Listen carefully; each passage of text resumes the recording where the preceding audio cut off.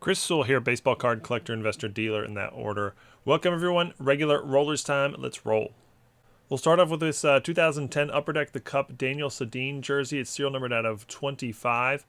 This was sent in by Edmund, who wrote, "This isn't a good deal or anything. In fact, it's the most I've ever paid for it in the 10 times that I've bought it, but I'm trying to collect all 25 copies.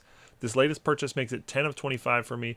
In the past 6 months, I've seen 2 go up for sale after 4 years of not seeing any after the eighth one that I bought. The seller had it at auction only starting at $49.99, but luckily I contacted him early enough to ask for a buy it now option so I could secure the purchase. I probably won't be able to get all 25, but it won't stop me from trying. If any of your viewers see one in the wild, I would love it if they could let me know." That's a very cool collection you're putting together here, and yeah, if anyone knows a copy of one of these or has a copy of one of these, feel free to reach out to me and I'll forward your info along to Edmund. Next one was sent in by Caden, who wrote, "I recently picked up this 2018 Bowman Chrome Gold Refractor Bryce Harper numbered 3450, which was his jersey number in 2018 for the Nationals. Since he has made the transition to Philadelphia in 2019, he has become beloved by the fans in Philly, which is why his cards in Philly's uniform tend to be higher than his Nationals uniform with the exception of his rookie cards. The fact that he also changed his jersey number in 2019 probably decreased the value, in my opinion, of this card, allowing me to pick it up for cheaper. Despite this, I probably still overpaid, to be honest, but I'm neither a fan of the Phillies nor the Nationals, so I'm indifferent about the jersey he is wearing, but I've always been a fan of Harper's. I feel that Bowman Chrome True Gold cards of a future Hall of Famer like Bryce will hold value in the long run, especially when they are jersey numbered." Next one is sort of a glitch in the matrix. A lot to talk about on this one. It was sent in by Sig, who simply wrote, "I saw this and thought it was interesting. For sure, a fantastic value for the buyer of the home team advantage." Yeah, look at these two cards here. The one on the left is a parallel, a home team advantage parallel. It's actually rarer than the base card on the right. Both of them PSA 10s, and the base card going for $2,000 and the parallel going for $71. And if you look at the pop report, yeah, the base card, there's 20 PSA 10s, and the home team advantage is actually quite a bit rare. There's only 7 of them. So, on the surface, you would think the home team advantage would outsell the base card, but obviously not even close here. But the real story is, $2,000 for the base card. I mean, it's just a base card from 2001 Topps. My first thought was, is that like a special card for some reason? Is it a short print? It's not. Is it Griffey's first appearance in a Reds uniform? It's not. He was on the Reds the year earlier. So I was really confused by this. I assumed it was sort of like a shill bid listing or some sort of faulty thing where people were having fun with it, but I went and looked. There's actually other examples of the card selling in that price range. Here are the last 5 sales of the card in a PSA 10. Again, just a regular base card. I would have thought this is like a $75 to $100 card or so in a PSA 10, but here it is going for over $2,000 regularly. Now the really low pop count, pop 20, certainly contributes to that. I guess it's a very condition sensitive set. But beyond that, I really don't have a good explanation as to why this would be a $2,000 card. If anyone has a thought about it, please leave it in the comments. Would love to hear about it. Next one was sent by Thomas, who wrote, "After your video talking about all the PSA 10 cards that are being sold for cheap, I started watching these low-cost cards on their final day of auction. I saw this Crosby card under $10 and looked into it more, and it is a very rare card with a low pop count. I ended up winning it for way over $10, but way under what it is worth. I would not have seen it if I hadn't watched your video, so thank you for the win." I really appreciate you reaching out and saying thank you. That's very, very cool to hear.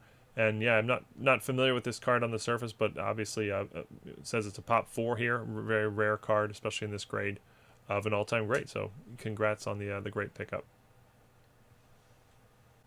Next one was sent in by Coach Mayer, and he wrote, "Just recently purchased this Dennis Eckersley on-card auto numbered to 299 from Topps 5-star, all in for only $15.50. I used to go to the Baseball Hall of Fame with my dad and son every summer and snag some on-ball autographs from Hall of Famers, but over the last few years, the prices have gotten crazy.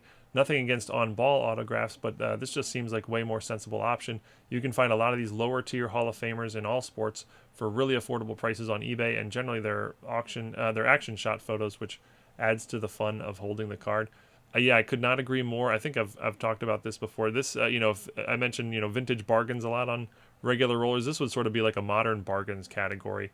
I mean, Dennis Eckersley retired. When he retired, he was considered the greatest reliever of all time. Now that crown would today go to Mariano Rivera, but Eckersley's still, in the top 3, let's say. I mean, all-time great. I think he's, in the top 3 in all times in saves. And this is a high-end brand on-card auto for $15. Serial number to 299. that seems like a great way to spend $15 in the hobby, especially if you know you were an Eckersley fan or if you're a Hall of Fame fan or that sort of thing. This one was sent by Matt, who wrote, I purchased his 2006 Fleer Hot Prospects retrospective jersey card of Aaron Rodgers for about $12 all in. It states game used, which means it was worn during Rodgers' 2005 rookie year. He only appeared in 3 regular season games that season, and he saw most of his playing time in the fourth quarter of a Monday Night Football game in Baltimore on December 19th, 2005, in which the Packers lost 48-3. And since the jersey in the card is a white away jersey, there is a good chance the jersey in the card was worn in that game. Rodgers' stats in that game, in case you're wondering, were 8 for 15, 1 interception, and a passer rating of 36. Seemed like a good way to spend $12 for a future Hall of Famer. Yeah, and I've mentioned a number of times, the early 2000s, the jersey cards and patch cards on there just have so much more information on the card and just make it a lot more interesting than what it says today. We guarantee this patch. Back then they would tell you dates and specifically worn in games and things like that, and I always find that really, really cool. Hope they bring that back on some level. Sticking with that theme, this one was sent to by Jason, who wrote, I believe the majority of modern relic patch RPAs etc. today are junk. Not only are they player worn used at best, but sometimes the relics don't accurately represent the team or the athlete. Well, here's a relic card from 2003 that I found for my Mike Allstott PC. Notice the details this card has on both the front and the back. It even mentions the game that the ball was used from. Allstott scored a touchdown in this game, and I can't help but wonder if this may be part of that ball. Why can't they make cards like this in the hobby today? If you decide to feature this on regular rollers, please mention that Allstott is still the all-time rushing touchdown leader in Tampa Bay history and second in total touchdowns to Mike Evans. Mike Allstott is a football legend that doesn't get the recognition he deserves. Next one was sent by Grant, who wrote, this weekend I went to the Culture Collision card show in Atlanta, which is about a 2-hour drive for me. This was the first major card show that I've ever attended, as I've only been to a few small shows that have like 10 to 15 tables. Culture Collision was insane, with so many people and so many display cases filled with 4-figure cards, including some amazing vintage cards. The card nerd in me just enjoyed looking at everything. One dealer had 4 PSA graded copies of the 52 Mantle. I was also pretty uncomfortable as everything was so transactional and there were very few cards under $100 in any cases, so it felt like very little collecting was going on and simply the business of flipping cards for everyone there. But I really enjoy collecting things that I may never see again. It does not have to be expensive, but it does need to be rare and cool, have a cool factor to it. One of the first tables I came across had this 1991 Ring Lords Tommy Morrison PSA authenticated card. They were asking $200 for it, and it had listed on eBay for $187.50. I offered $160 and they accepted. This pickup makes me want to rewatch Rocky V, and this card will be in the PC for a long time. Next one was sent by Chris, who wrote, I made a purchase last night on this lot of 10 Bryce Young rookie cards. He obviously didn't have the year he wanted to, but for the price of $12.50, I thought this was a steal. I know it was a dumpster fire this year in Carolina, but if he bounces back from a rough year, I can only see his cards going up in price. Any thoughts? Yeah, I mean, I think you got a great price here for essentially $15 all in, we'll say, for 10 Bryce Young rookie year cards. I probably would have bought this at that price. There's very little downside here. He was the first overall draft pick who had a bad rookie year. It's way too early to give up on him, so I think this is a good price to pay for this lot. And yeah, if he has a great year, some of these will probably go up, and you can see that return.